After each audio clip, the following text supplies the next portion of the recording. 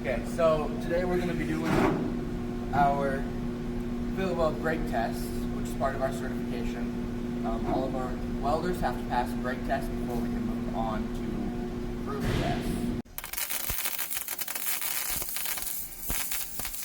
Okay, so now that we've got our T-joint here welded, one of the main problems we see when we weld these, right before we break them, is we still have burieds. Those automatically will make this unacceptable. But with that in mind, let's go break it.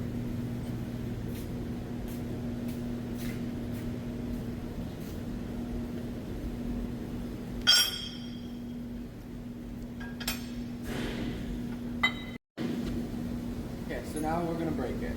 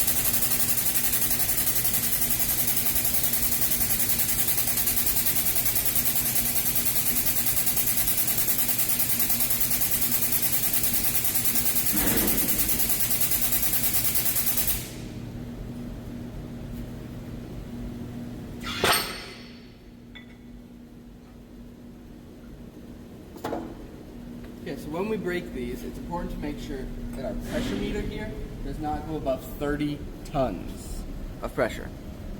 If it does, we can have problems where it can explode. Now with this here, we get a little sight into it. Now what we can see from that little sight alone makes this an unacceptable weld,